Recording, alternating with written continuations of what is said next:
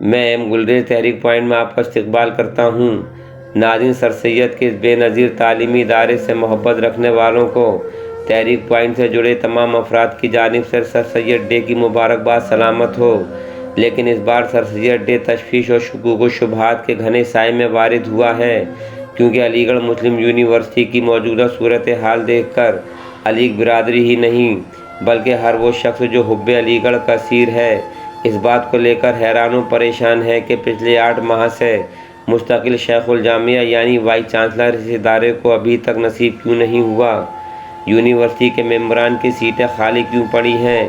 Students union یہاں کیوں قائم نہیں ہو پا رہی ہے اور ایگزیکٹو کونسل کی سیٹیں پر کیوں نہیں ہیں۔ ناظرین، آج اس مادر علمی کی وہ تاریخی عمارات کے بام و در بھی اشکبار نظر آتے ہیں جو سر سید کے زیر نگرانی تعمیر ہوئے تھے،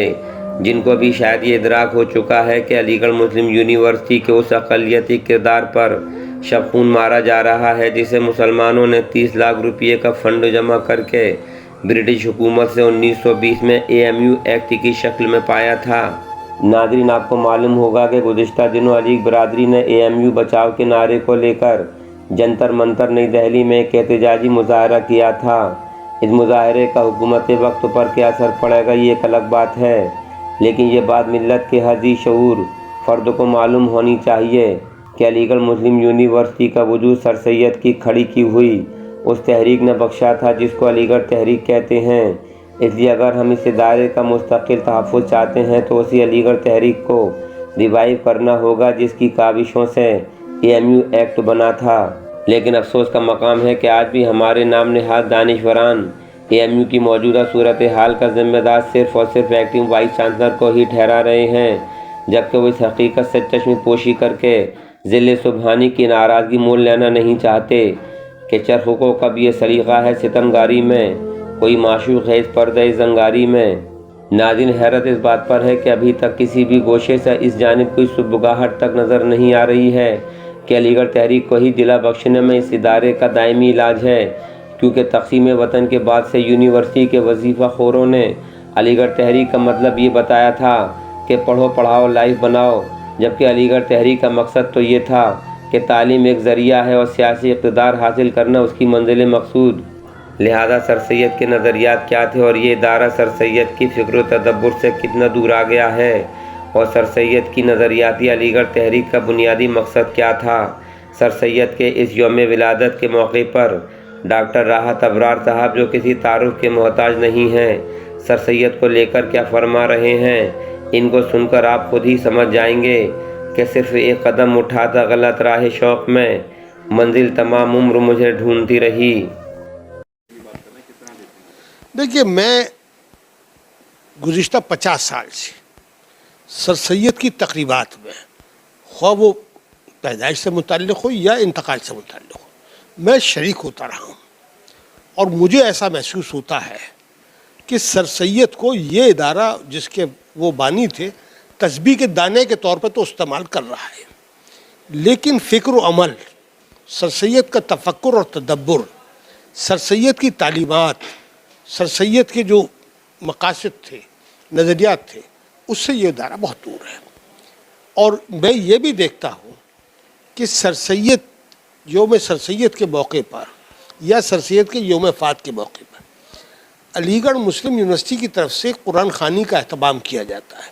تاکہ ان کی روح کو ثواب پہنچے اور ہم سب سے بہترین طریقے سے، اسلامی طریقے سے ان کو خراج عقیدت پیش کریں اور ان کی روح کے لیے ثواب کریں۔ کتنے لوگ ہیں، مجھے کبھی کبھی یہ لگتا ہے کہ علی گڑھ والے صرف شیروانی اور بریانی کے چکر میں لگے رہتے ہیں، اس سے آگے نہیں بڑھ رہے۔ سب سے بڑا اگر خراج عقیدت ہے تو سر سید کے مزار پہ جائیں، مزار سے آپ کا ٹھیک ہے وہ ہے تو وہ جو قرآن خوانی ہوتی ہے اس میں شرکت کریں اور قرآن پاک پڑھیں اور ان کی روح کو ایصال ثواب پہنچائیں۔ آپ کے پاس یہاں یہ جگہ موجود ہے، میں بڑی گنتی کے ہوتے اگر ائمہ مساجد کو اس سے الگ کر دیا جائے تو سر سید کے یہاں قرآن خوانی میں قرآن پڑھنے والے لوگ نہیں ملیں گے۔ یہ حقیقت ہے، آج مجھے اس کا احساس ہے۔ اور لوگ خرافاتوں میں لگے رہتے ہیں۔ ارے یار، 365 دن میں کم سے کم ایک دن تو سر سید کے نام آپ وقف کر دو, کہو کہ آج ہم کوئی خرافات نہیں کریں گے, ہم کوئی وہ نہیں کریں گے, صرف سر سید کا جشن منائیں گے. یہ سر سید کو ایک بڑی خراج عقیدت ہوگی. جو لوگ بھی وہ کر رہے ہیں, میرا ان کا اپنا نظریہ ہے, لیکن سر سید کی تقریبات, سر سید ڈے جو ہے, اس کی ہماری ادارے کی تاریخ میں نہیں بلکہ پوری دنیا میں, سر سید اب علی گڑھ کی کمیونٹی نہیں رہے, سر سید گلوبل کمیونٹی ہو گئے. میں کل ایک مراد آباد میں تھا, میں نے ایک بات کہی کہ آج کی تاریخ میں سر سید کی تعلیمات کیا ہے, اس کو کس طریقے سے عمل کیا جائے. سر سید جب مراد آباد میں قحط زدگان کی مدد کر رہے تھے, یتیم خانہ کھول رکھا تھا, اس میں ہندو مسلمان جو بھی لوگ تھے سب اس میں شامل تھے. راجہ جیکشن داس جو مراد آباد کے تو وہاں سے گزرے, انہوں نے دیکھا کہ یہ کون آدمی کام کر رہا ہے. تو سر سید کا وہ کام جو سوشل کا ورک تھا, اس سے اتنے متاثر ہوئے کہ زندگی بھر سر سید کے ساتھ رہے. سائنٹیفک سوسائٹی کا سر سید نے سیکریٹری بنایا, اور جب ان کے پوتے کی بسم اللہ ہوئی تو ہمارے یہاں 4 مہینے 4 سال 4 مہینے 4 دن پر بسم اللہ کی رسم ہوتی ہے. راسپسوت کی بسم اللہ کی رسم سر سید نے کوئی بہت بڑے عالم نہیں بلائے, کسی مولوی کو نہیں بلایا, بلکہ